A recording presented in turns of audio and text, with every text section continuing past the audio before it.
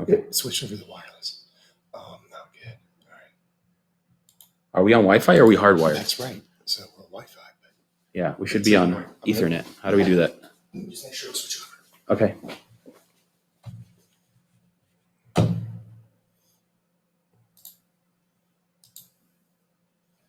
F me. Okay. So I restarted this morning. Don't understand that. But oh, now it looks good. Give it a sec. And go ahead. Yep. Hit it up. All right. We're about to go live. Thank you so much. All right. We're about to go live. Here we go.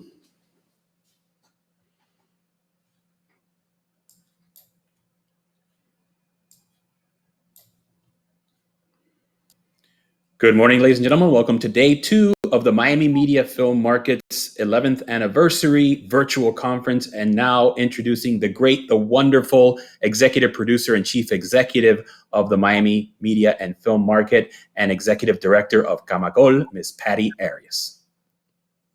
Hi, good morning. Boy, JL, thank you. And that's a lot of titles. I'm just really happy to be here. I'm very proud that thanks to our sponsors, especially the Board of Miami-Dade County Commissioners, our mayor, Sandy Leiterman, the chair of our MMFM Advisory Committee, Camacol, Oportunidad Miami, King Virtual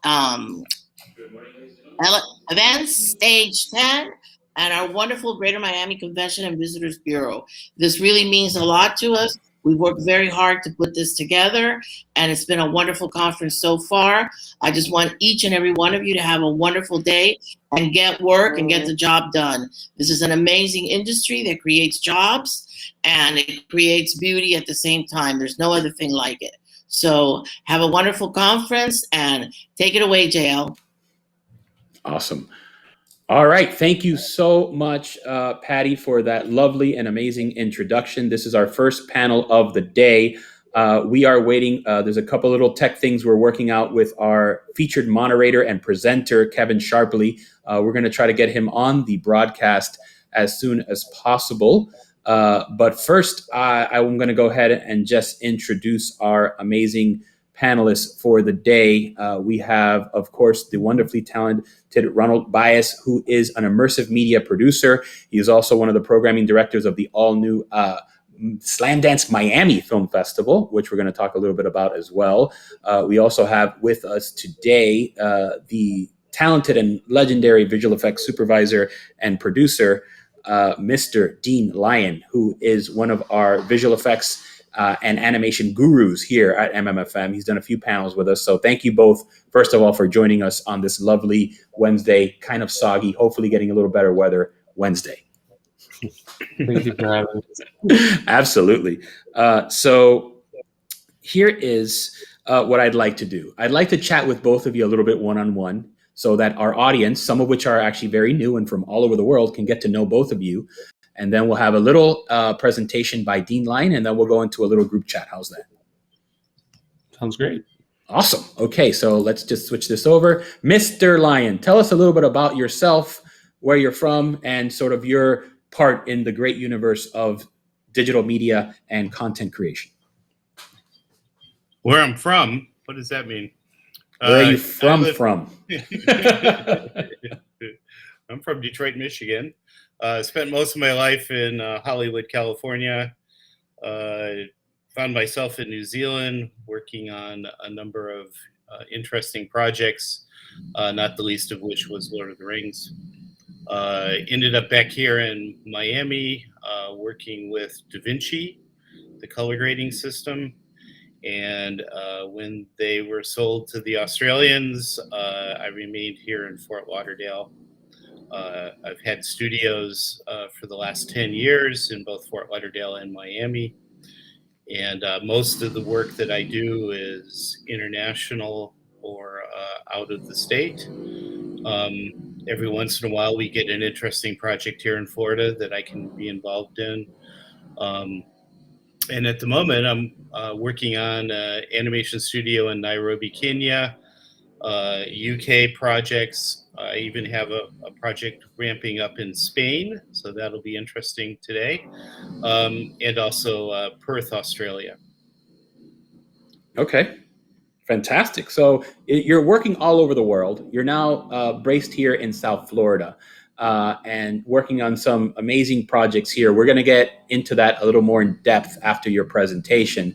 But, obviously, you are one of the top, if not the top professional in this particular field. And the fact that you're here with us in the South Florida community means a lot to us. And so once again, thank you so much for doing this today. And we're excited to jump into the discussion right after we bring in our good friend, Ron. Hey, Ron. Hey, what's up, man? Good, man. So tell us a little bit about yourself and some of the work that you're doing here, both as an immersive media producer and also as part of Slamdance Miami's team. Sure. So I actually work with a collective called the White Elephant Group, and the immersive wing of that film collective is known as Yellowwood Immersive. And currently we're working on a couple of different projects. One of the most exciting ones we're working on is actually called Liberty City VR, which essentially brings users through the history of Liberty City from the 1940s to the 1960s and through it into the 1980s and modern day. And so we have a couple of different things that we've been working on. And the work that I do with Slamdance Miami is particularly exciting. We're gearing up to have our first inaugural presentation, or our first festival this year. And it's some really, really exciting stuff, and I really can't wait. Awesome. Well, that all sounds super exciting. And again, thank you so much for all the work you're doing, also locally based here in Miami and always on the cutting edge of everything, as well as your work with Slamdance Miami. We want to talk a little bit more about that later. But first, we want to bring Dean Lyon back in, who's going to go through a mini presentation, and then we're going to go into a really fun sort of live discussion after that. All righty. So I'm going to switch this over now, and we are going to bring in our good buddy Dean, who's going to go over his presentation on why this is the way. Take it away, Dean. Well, really, this is the way is what was thrown at me. One of the challenges of the pandemic that we've been through, that we're still going through, is I've had a lot of time to think about things and to really kind of imagine what the future is going to be, given some of the roadblocks that we've run into. I've spent a lot of time thinking about how we're going to communicate with each other virtually, living in virtual spaces. And then somewhere along the way, somebody said, what about the next generation visual effects studio? So I put a lot of thought and research into it. Fortunately, one of the last trips I had to Los Angeles, which was just before the pandemic, I was able to go on set of The Mandalorian, where I have a good friend who's the senior visual effects supervisor. I think he just got an Emmy for season 2. They're about to go into season 3. So their slogan is, "This is the way." So let's go to the next slide. So really the emerging trend that we're seeing, and I certainly see it popping up in the news every day, is people are starting to put LED walls inside of studios. So here's an example, a picture here, where we're inside a fixed studio environment, and yet we can make it look like we're outside of a very famous building. Next. So the advantage of this emerging trend of LED wall studios is that it replaces green screen. Obviously, they don't need to shoot and replace what that scene is. It helps with location shooting. Imagine not having to do a company move to get from one side of town to the other, to be able to shoot scenes in front of locations. It does minimize set construction because I can build rooms and hallways, and also it minimizes crew. Probably one of the first things it does is it reduces the lighting requirements. So we have a lot fewer grips and gaffers on set because we're not doing sets, we're not doing lighting. And for everyone, the goal is the ability to market it as Mandalorian Technology, the way they're doing the Star Wars movie. Somewhere along the way, this term virtual production also comes up. And virtual production is really kind of an interesting angle. And basically what they're saying is if you're going to be shooting in front of this wall, you need to plan out things much more in advance than you do normally on a production, not the least of which are your visual effects. So if this building was going to explode, while we had the actors in front of it, we would need to have built that visual effect, had it approved, and then play it back onto the screen at the right moment. So really, virtual production is thinking about working in an entirely different way, where visual effects become part of the initial pre-production. The challenge there is that we're having a lot of trouble with people really wanting to change the way they shoot, and also being able to do that just because of the way they're used to working. Their success formula has been a certain way. So let's look at Mandalorian Technology next. So here you can see they have a rather elaborate LED wall setup. Looks like a very large stage. It's not nearly as large as it seems. Next. So the advantage of the Mandalorian Technology is that we're doing Star Wars. So it's a very successful show, very successful franchise. We know it's going to sell. Disney, Industrial Light and Magic, and Lucasfilms are all tied in with the show. And I guess the point that I want to make is that what makes Mandalorian Technology stand out from just an LED wall stage is there is a very high end, the highest end visual effects company involved in every step of the way. As I say here, the creation starts at the concept stage, and VFX is involved all the way through the production and the shoot and the delivery. Interesting, they're working at very high resolutions, 10K. They are using high dynamic range, and they're also shooting in higher frame rates. So now imagine being able to load those scenes at 10K and play them back on that big screen. You know, when was the last time you successfully played 4K in real time on your computer? How about 8K uncompressed? So the really interesting thing there is that the game engine is designed to be able to play those things back in real time with very few glitches. The other interesting thing about working in that kind of an environment is that you can connect the camera to it, and then as you pan and zoom and tilt and move the camera, the background and the perspective remains correct. In the case of Mandalorian, they could have as much as 360 degrees of LED walls, so you could do a complete and total spin. And they also will add floor and ceiling panels to help with the environment or with the lighting. Disney's building dozens of these stages around the world, but they're definitely designed for Disney type customer, you know, Disney as the customer. Next. So, you know, here's a scene from Mandalorian where we really feel like there's quite a big expanse. You can kind of see from where that fan is located that that's kind of the edge of the stage is right there. So everything else is being portrayed as on the LED wall. All right, next. So that was the way. Like I said earlier, they're already heading into season 3 on Mandalorian. So all of the sort of breakthrough technology and amazing new things that they were coming up with, they're already into the 3rd season. And the thing about technology is that it evolves really rapidly. So they've made this investment into these big, gigantic LED wall stages. So what happens if all of a sudden there's suddenly new technology or new ways to approach the problems that they've solved? So let's move to the next slide. So what I've come up with is what I believe is beyond Mandalorian technology. Remember I mentioned the game engine. Certainly the Unreal Engine is now the focal point of our industry. The interesting thing for me is that the Unreal Engine is really bringing in the pipelines of live visual effects, animation, gaming, and a lot of other things, including VR and AR. And that is all going into a single pipeline.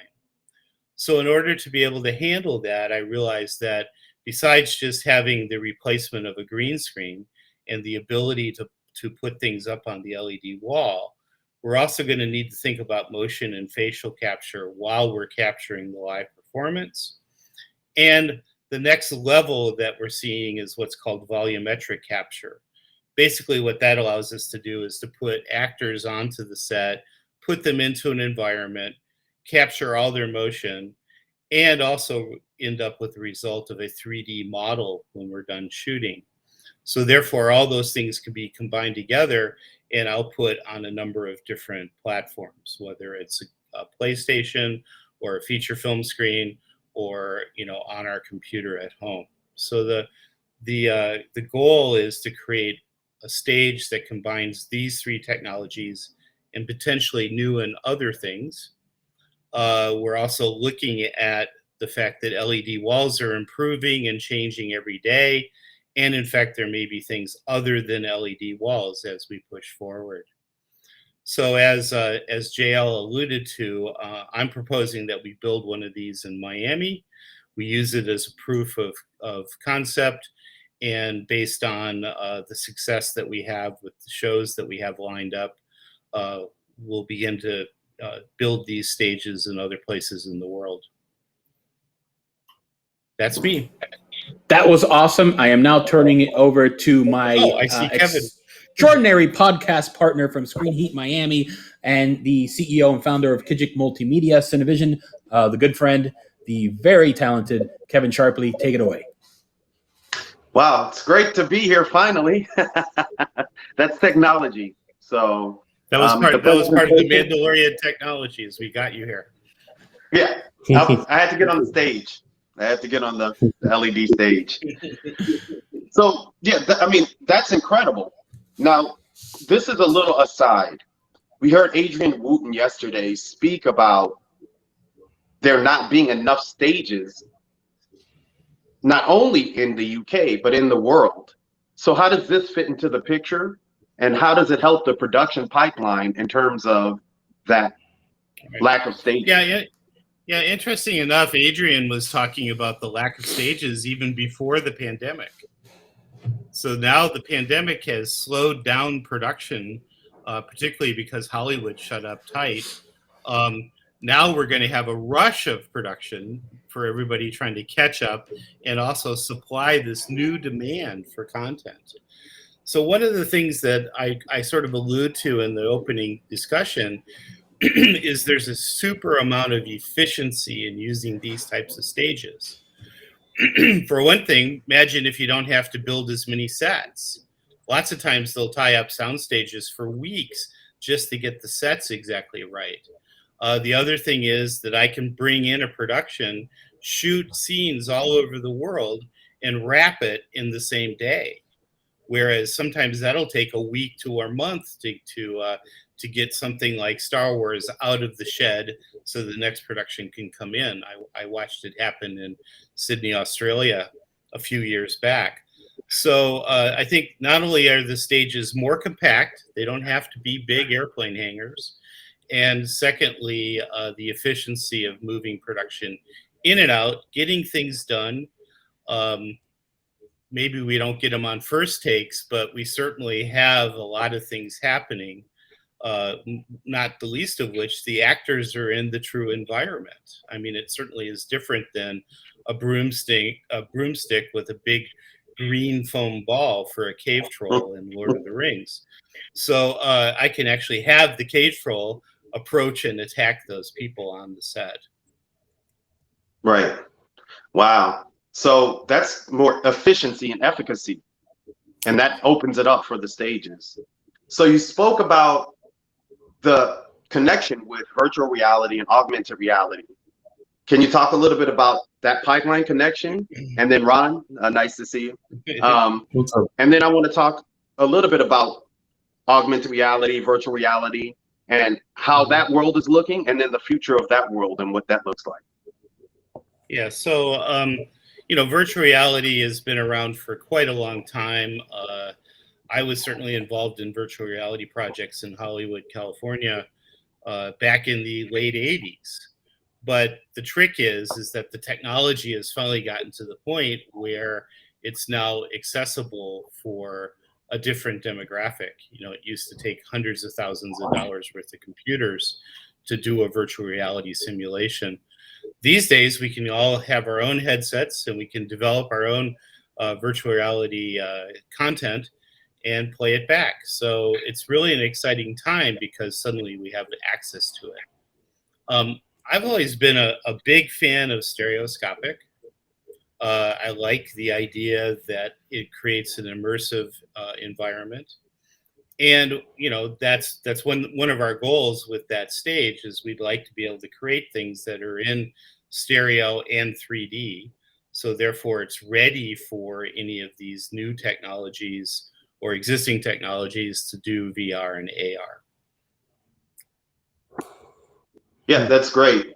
So Ron, I just want to talk a little bit about what you're up to. And I know that you're working currently within the augmented reality and virtual reality space, which now has moved more into just one term, which is XR. So it's really interesting that you're working in both spaces because that connective tissue, that collaborative tissue between both, I think is the way to the future. So can you talk about that? Yeah. So really, I think that the subtle differences between the various immersive technologies really have to do with like what the technology itself specializes in focusing on. So if you're talking about, and this is like different modes of storytelling. If you're talking about AR, then you're really talking about the manipulation of virtual objects in real space, right? And that fits a specific kind of storytelling. Versus VR is, an entirely digital space that I'm going to be in. And I think that the particular beauty of this space of immersive media is that it allows for interactivity in a way that we haven't seen previously in media. And that interactivity isn't in and of itself its own end. Really, it's the representation of people, of culture, and the storytelling that goes into that I think is the future of what we're doing in virtual reality. Because right now it's a very technological space. Right now there's a lot of technologists working in the space. It's used a lot, especially when you get into really complex immersive media like MR. It's used a lot as, we see it in, for example, the medical field, using AR and VR constantly. But there's a huge hole of storytellers that aren't really participating as much as they can be. And so the VR space and the AR space give an opportunity for us to represent culture, to represent experience, lived experience, the imagined experience, and then to be able to kind of play our role in defining the human condition through storytelling. And I think that the immersive nature of that makes it particularly, they call it the empathy machine, right? It's this concept of being able to connect a little deeper because you suddenly feel like you're actually there as opposed to, the awareness of watching the screen. So I think that the future of VR and AR from a storyteller's perspective is quite bright if we can kind of bring ourselves into the space and be effective. Yeah, and that was a big thing in conversation yesterday when you listened to the panel and they talked about this evolution of VR and AR, XR, if you will, and that aha moment hasn't happened in the connection of the stories. And so that's great that you're working in that space. Can you talk a little bit about some of your challenges in trying to bring stories forward in this space and what you feel are the paths forward towards connecting stories in the space? Sure. So right now we're working on a couple of different projects. Probably one that I think is very relevant is, like I said earlier, Liberty City VR, which essentially explores the history of Liberty City throughout the 20th century and allows the user to kind of enter that space. And the goal is fairly complex, though it's easily stated. It's really to try and preserve the history and heritage of Liberty City. And in another breath, try to redefine some of the preconceived notions and built-in relationships that people have with that neighborhood, which is it's a historic Black neighborhood. And if I told you some things about Liberty City you might not know about, or maybe you do, you'd be surprised. Things like Sam Cooke and Lena Horne used to hang out there all the time. And so there's all this extraordinary history that is there to be preserved. And VR has an ability to do that. You also see that a lot in photogrammetry, for example. You see that a lot with heritage preservation and cultural preservation, but also historical preservation by mode of storytelling. I think that one of the big challenges in this space is cultural diversity and representation. When you look at the way that animation is functioning inside of like just pre-built archival animations, things like Mixamo and stuff like that, you have not a lot of authenticity in movement of Black characters and movement of brown characters. And so you have a lot of very, culturally limited kinds of movement and animation that's archived and used as common, just regular movement. You also don't have a huge representation in the industry. And so we had to make a concerted effort to hire animators and developers who came from particular kinds of backgrounds. And obviously their merits and their credentials were first and foremost, but obviously we wanted to make sure that team resembled the story we were telling, that they understood what was happening in that space. That's a challenge. Being able to democratize access to developing resources, to educational resources and training in things like Unreal and things like Unity, which are game engines, right? Being able to create access to more than just people who can afford a $5,000 computer or something like that, right? That's a serious challenge, and that's something that we as storytellers are kind of called to answer to some degree, to be accountable for how we create and who we create with, and what the authenticity of those stories are. Yeah, so you're saying this intersection of a movement that is currently happening, which is this diversity movement, hasn't necessarily happened yet in that, well, you're doing it, but in the VR and XR space. But Dean, I heard you have a little bit of a note in between what Rob was saying. So would you like to chime in on that? I mean, I'm really happy that I met Ron, because I think it's a really interesting discussion that he raises, this whole idea of giving access to, different cultures and different diversity to actually be story creators. And what really hit me was not everyone can afford a $5,000 computer, right? Right. And it's probably really more like a $10,000 computer to run Unreal in the right way. Certainly from what I'm proposing that we're doing. And I also agree that there's multiple game engines. The two name ones are Unreal and Unity, but there's hundreds of game engines that are worth exploring. I really like the idea about your motion capture and being able to, get new animation new animation movement that we haven't seen before. Because lots of times, even people in remote places, I've lived in New Zealand, I'm working in Kenya. When you ask them to draw a house, the house has a chimney on it with smoke coming out of it, even though they might live in grass huts, right?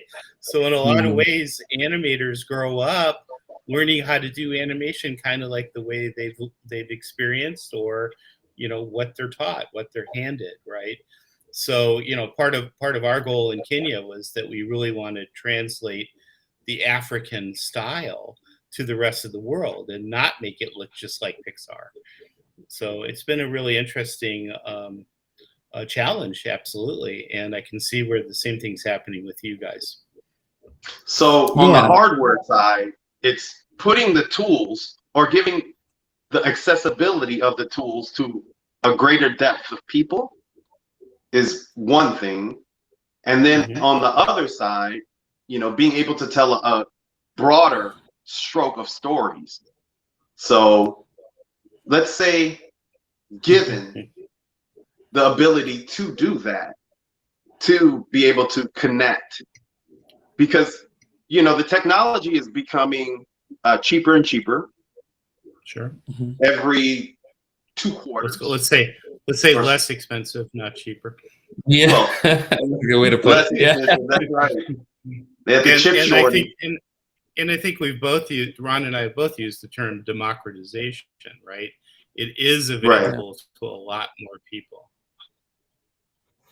Right. So, where I was going to head, Kevin, is back in the old days, we had 3 television networks, we had 7 Hollywood studios, and they controlled all the distribution, all of the exhibition of any kind of content.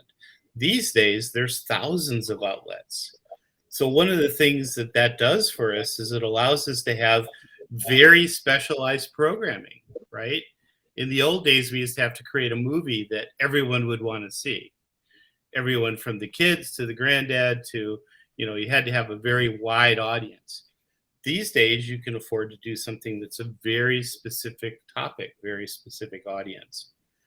And I can do that on places like TikTok and YouTube for free. Right. Well, that's something you mentioned, the TikTok space, because Ron, we were speaking a few days ago about some of the things that you're doing in that space. Yeah, you're talking about mobile optimization for mobile, being able to create in VR for things like phones. Right. Yeah, for sure. I think that a lot of that has to do with access, being able to create outputs or being able to output materials that are accessible to folk, that aren't just accessible via a $600 headset. Don't have to jump on an HTC to be able to experience it, but rather a $20 Google Cardboard in my phone. I could pop that in there and just have a similar experience. And most of these game engines have the ability to create that kind of 360 environment relatively. Even Unity, which Unity is considered the little brother of Unreal, even though it has its own set of really wonderful, things. But that being the case, Unity does great 360 recording. And I think that there's something that needs to kind of fall in, which is diversity is not its own end. Diversity builds markets, man. Diversity puts money in people's pockets. Diversity builds studios. This isn't it is not a feel-good thing. When you include stories from other communities, you include those communities. You also include their income. And so that being the case, if you want to build the Mandalorian studio, for example, it's a wonderful idea. Having more than just 5 stories will help. You know what I mean? Having stories from different perspectives will help. And so the same thing is true of access. If you want to build the VR space, then you have to facilitate access to that space. If not, there's no market. So if you're looking at it from strictly a non-social point of view, if I'm going to ignore the moral and ethical reality of diversity and representation and all this other stuff, and I'm just going to look at it selfishly, there are dollars on the table. There's communities that want the content. And so I got to speak to those communities with my stories. And that I think that's important to understand, especially for the people who come to this kind of event, that diversity will build your business, man. Yeah. Well, there was a lot of talk yesterday about Africa, and Africa being, it already is really in a lot of ways. Netflix is already over there, but kind of being this next frontier, and a lot of that has to do with the cell phone. So that access to the cell phones. But you're working in that space, in the mobile space already, with what you're doing with the TikTok, with that particular outlet. So can you talk a little bit about the work that you're doing in that space, or is it proprietary? Is it something Oh, you I can't see what speak you're saying. about? Yeah. So there's interesting stuff that's happening with different outlets that people know. Snapchat and all these other things they're producing different kinds of kind of like auxiliary hardware. There's optimization for mobile, which is where you're working in low poly counts. This is the difference between working on something that is extremely dense and has, like lots of layers versus working on something that's relatively simple, but great artists like Dean can make it still look extraordinary, right? Working in that space, it creates an opportunity for us to tell stories that are accessible to people who don't have access to the technology, but there's new developments in the technology, like small things like glasses and stuff like that Snapchat is trying to develop at some point. Facebook is also obviously just hitting the market with this kind of stuff. They came out with theirs last week. Yeah, it seeks to revolutionize the way that we interact with media.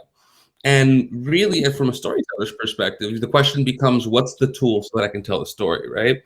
And you're trying to look at the tool relatively. I think it's always interesting and rather challenging as a storyteller to sit there and go, okay, what are the limitations of this tool and how can I work around it to be able to tell a story? But the one thing that I do know about this space is that it is completely lacking in storytelling. There's a lot of gaming perspective. There's a lot of technological perspective, but there is a huge gap. And I don't have a lot of competition in the space. And I'm like, that's not good for my market, man. Right. I need to be able to build on that. I'm sure that Dean has some experience with these kinds of immersive, kind of like low poly technology as well. Sure. Yeah. So just for the listeners, and I know when you're talking about the future of storytelling, the future of the industry, it can get to be dense, and the tech part of it can get a little bit away from us. But so just to kind of make it more clear, so polygons, that's the components basically that make up if you're doing a model or something like that. Yeah. And if it has a lot of these polygons, then you can't utilize it on smaller systems because you don't have enough computer power. So we were just talking about $5,000 and $10,000 computers. Well, let's hope our phones are never that expensive. So we need to take advantage of the phone technology and its complexity. It's also, being clever. It's like, taking a long form story and turning it into a short story. The same thing is true with reducing poly counts, is how do I still portray that character? How do I still immerse the person into the story without getting too carried away, right? Mm-hmm. We don't need super realistic hair. We don't need, beautiful costumes. Perhaps it's just a shape that has a nice little character to it. We can get away with that on a phone. So it's looking at both sides, the actual storytelling part of it and adhering the storytelling part of it to the actual hardware. And as I always say, all good stories sell. So whether or not you've seen it on you've seen it on a motion picture screen or you saw it in a little TikTok video, a good story is a good story, right? I mean, the ability to draw emotions, the ability to pass messages. I always look at memes. I always look at memes as little stories, and I'm always fascinated when people come up with memes. I'm like, yo, people are great storytellers, bro. Yeah, like it's just that's true. Into human culture. You know what I'm saying? Like how you can grab a single sentence in a photograph and tell me something that I'm like, yo, that's so true. You know what I mean? Like that. That's extraordinary. I run a multimedia company, and so we do all kinds of content. We do 30-second content, 20-second content, feature films, animated. And I really feel that really it's the strength of the story. It's not necessarily the medium. It's not necessarily the time. It's the strength of the story. But I did mention something, and I'm not sure if I spoke with you guys in our pre-meeting about this because it may not have been out.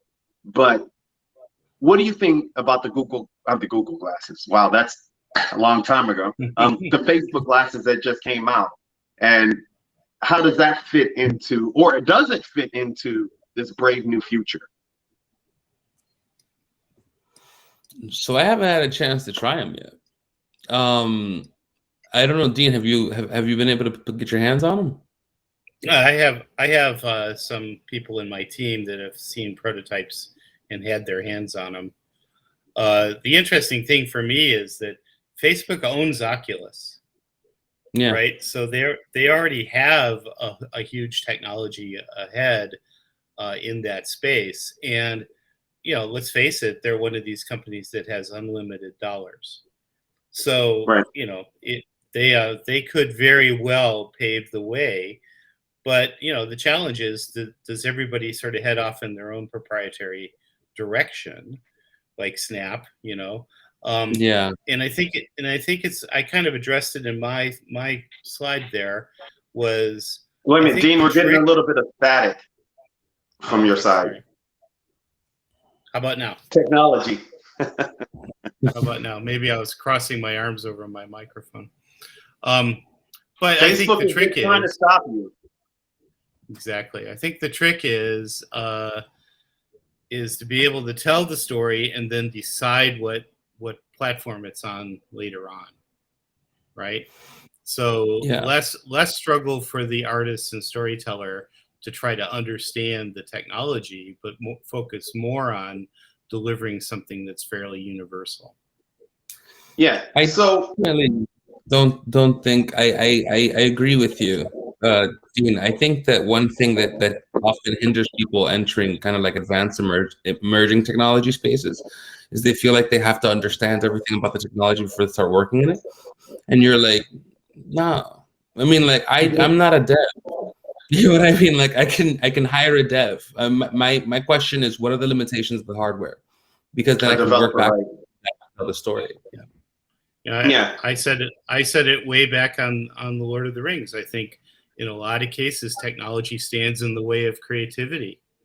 So the simpler it is for the artist, the better product we're going to get.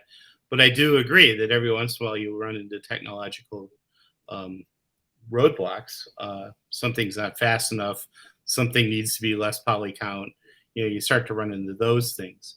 But I think the future is going to be really fun and exciting because, like I said, technology changes constantly. Yeah. So I want to see how all these pieces come together, and then we're going to take questions.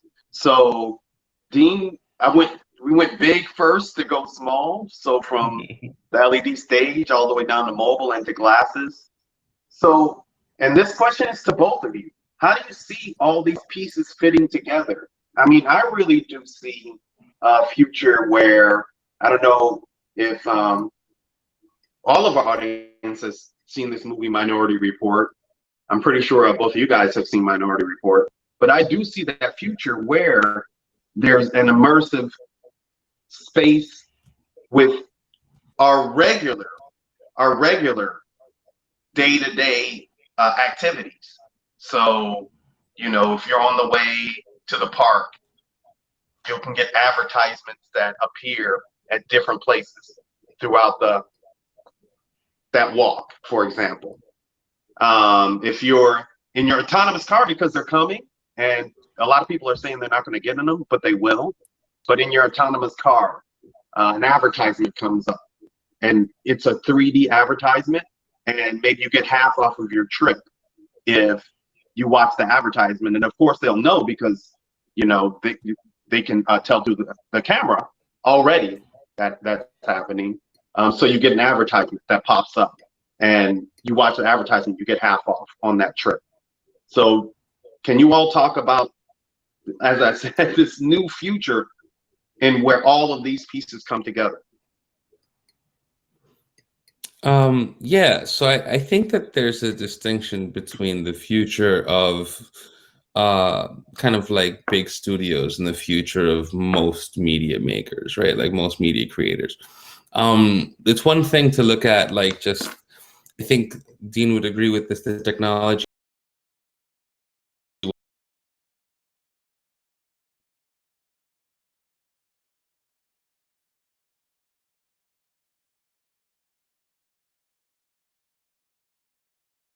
be like, this is does a million different things in different ways. But you're used to it. It's just a brick. This is something I take for granted, right? And so I think that you'll experience something similar. But I do think that there's a relative dichotomy of the development of technology when you compare, for example, like the Mandalorian tech that Dean's talking about with Disney, versus like creating access and democratization in, low poly count mobile immersive media. So I do think there's a distinction. What the role of the individual is kind of plays heavily into what the individual's trying to do creatively. Like, where are they trying to service an audience? Are they trying to service an audience with something like Star Wars, or are they trying to service an audience with, something like LCVR or, Project Shell or what have you? So you're going to see, in my opinion, a similar dichotomy as you see now with large studio films making Marvel movies and, Blue Bayou in the independent sector, like in the art house sector. And I think you'll see something very, very similar. The technology will just, eventually you'll take it for granted. Right now you're like, oh man, but eventually it's like your phone. You'll think of it as just something regular, in my opinion. Dean? Well, the first thing I thought of is in Matrix, you just jack in. Yeah. Yeah. So I always thought that would be the ultimate display technology, is this goes straight to the brain. We don't have to worry about resolution or polygon count. But I was kind of thinking. I'm sure about Facebook wants you to do that, but I digress. I've already jacked into Facebook. Come on, but they got your data, man. I remember somebody giving a brilliant talk a while ago, probably a decade ago, where they said, how do we get all this stuff off our desk? Why do we have so many devices on our desk? Why can't our desk just be one device? And I think that's our computer, which we're now taking for granted. I agree with, I've got a powerful computer in my pocket with that phone. I mean, I once did a nerd night talk here in Miami where I compared the iPhone 4, I think it was, to the Cray supercomputer. Guess which one wins in computing, right? So the technology is advancing rapidly, and I think the phone is becoming more and more the center of our where we want to be. Although I have to admit, I've been watching MMFM airplayed over to my smart TV instead of watching it on the computer. So there's still also that television set that's in our house that, for me, has replaced the motion picture screen during the pandemic. Right. Yeah, so I think, we're going to see things trying to merge, but there's still going to be big corporate interests in each one of these areas. So, who wins? The one with the most money? Is that Amazon?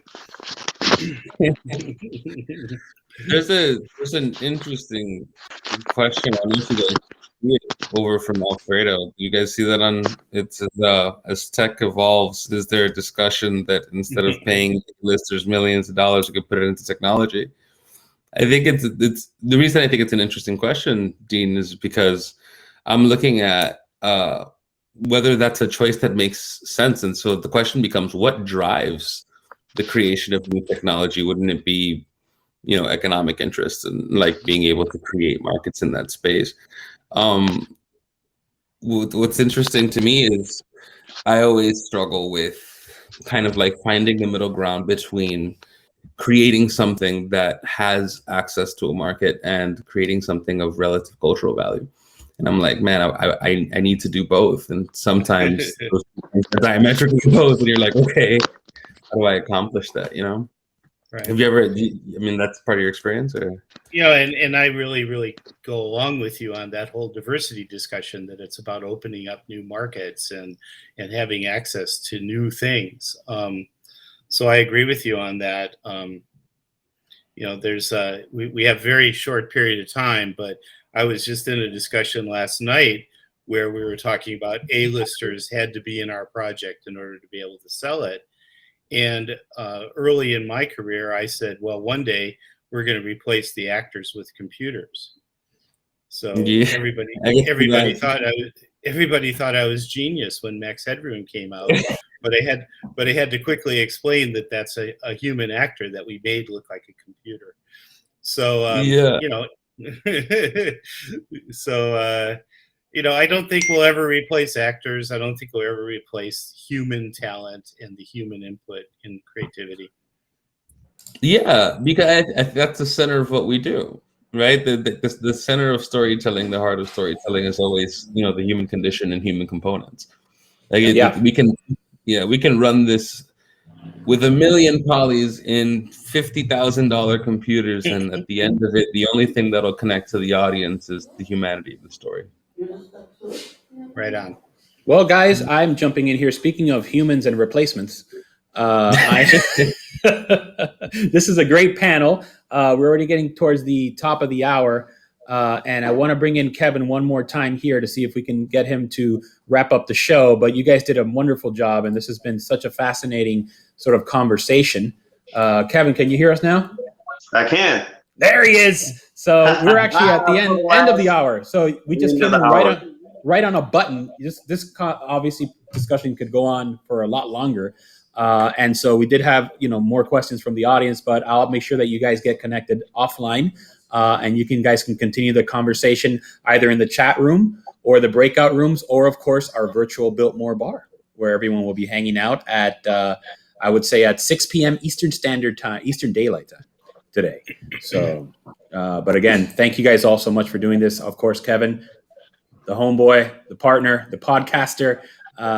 Catch us on Screen Heat Miami every week as well. So we'll take a little break and we'll be back at 10:30 sharp with Spain is tapas of mine. So, grab your tapas, grab your wine, depending on your time zone, doesn't matter, and enjoy a great discussion on Spain's burgeoning and ever popular production film media industry.